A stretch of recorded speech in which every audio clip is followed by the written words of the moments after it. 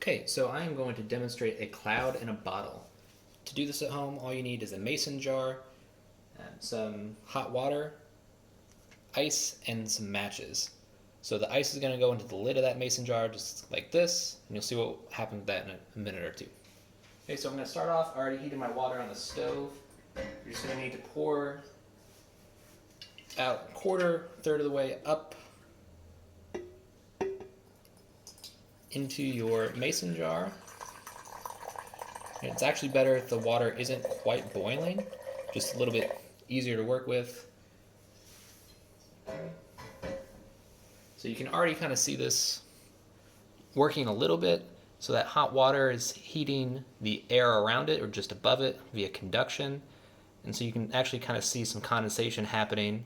That air is rising up due to convection, and it's condensing on the cooler edges of the glass.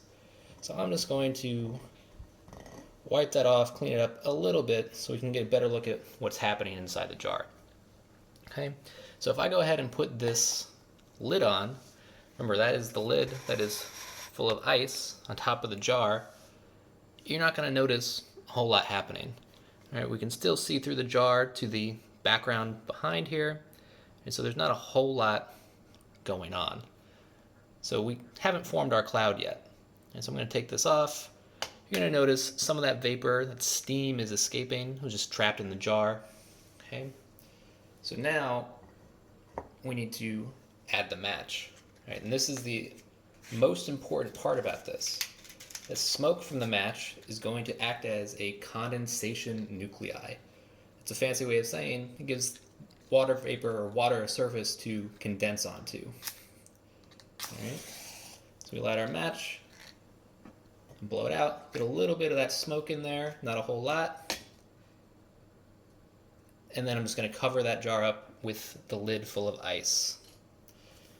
Alright, so already I can start seeing a cloud being formed. That smoke is swirling around, the air is rising up as it gets warmed by the hot water, hits the top lid, which is nice and cold because it's full of ice, and it condenses, it cools down.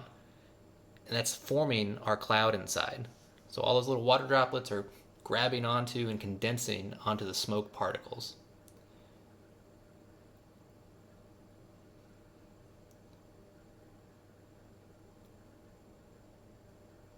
Okay, so you can watch this.